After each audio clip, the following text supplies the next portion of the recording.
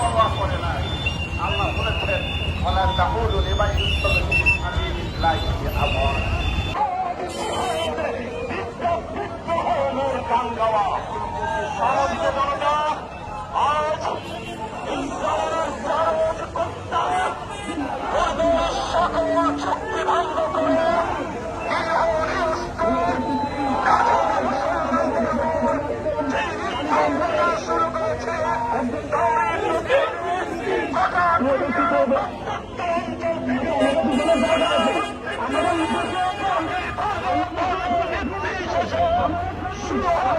দিবে, আরেকদিকে জাতিসংঘের মাধ্যমে ত্রাণ দিবে।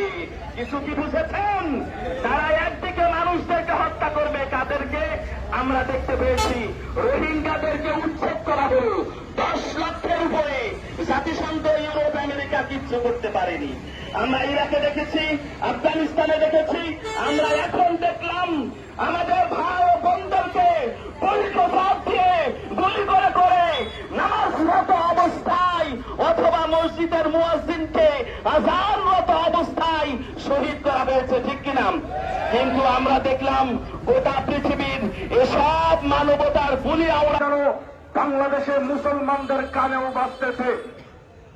ফিলিস্তিনের ভাইরা যখন নামাজের কাতারে দাঁড়িয়ে গেছে, তখন ওই আমেরিকার মদত পুষ্ট দখলদার ইসরায়েলি বাহিনী পাখির মতো গুলি করে কিভাবে আমাদের ভাইদেরকে শহীদ করেছে, সেই শহীদের সামান্য যেন আমাদের ঘুমকে হারাম করে দিয়েছে। প্রথম কেবলা সেই মসজিদে আকসা, সেই ভূমি আজ বিপর্যস্ত, সেই ভূমি আজ বিধ্বস্ত হয়ে গেছে। হাদি আবু সালের দেশ, ইয়াহিয়া সিনওয়ারের দেশ, ইসমাইল হানিয়ার দেশ আজ আজকে ফিলিস্তিনের প্রত্যেকটা ভূমি কোণায় রক্তে রঞ্জিত হয়েছে। সেখানকার মসজিদগুলোকে ধসিয়ে দেওয়া হয়েছে, সেখানকার ঘর বাড়িগুলোকে তুষের মতো ধসিয়ে দেওয়া হয়েছে, সেখানকার হসপিটালগুলোকে বাদ দেওয়া হয় নাই, শরণার্থী শিবিরগুলোকে বাদ দেওয়া হয় নাই।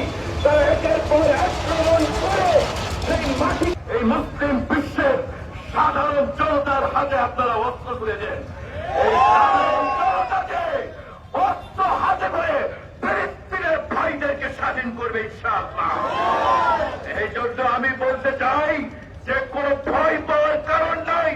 ইয়াহিয়া সিনওয়ার, ইসমাইল হানিয়ার দেশ, হাদি আবু সালের দেশের জনতাকে আমরা বলতে চাই, আপনারা লড়াই চালিয়ে যান। গোটা বিশ্বের সমগ্র মুসলমান, আপনাদের শাসকরা হয়তো কথা বলছে না, কিন্তু সমগ্র মুসলিম জনতা আপনাদের সাথে আছে, আপনাদের জন্য তাহাজ্জুদের দোয়া করছে।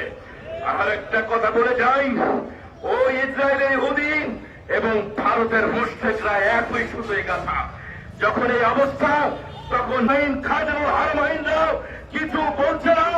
আমরা বলতে চাই, এত সৈন্য বাহিনী, 7 মিলিয়নের মতো সৈন্য সক্রিয় বাহিনী, অস্ত্রে শস্ত্রে সুসজ্জিত এই বাহিনী দিয়ে আপনারা কি করবেন? আপনারা কি ওই وقال عليه الصلاة والسلام اخرج اليهود من جزيرة العرب أو كما قال عليه الصلاة والسلام। সংগ্রামী তৌহিদি জনতা, আজ আমাদের প্রত্যেকের হৃদয় ভারাক্রান্ত এবং রক্তাক্ত। আমরা জানি ফিলিস্তিনের মুসলমান ভাই বোনদেরকে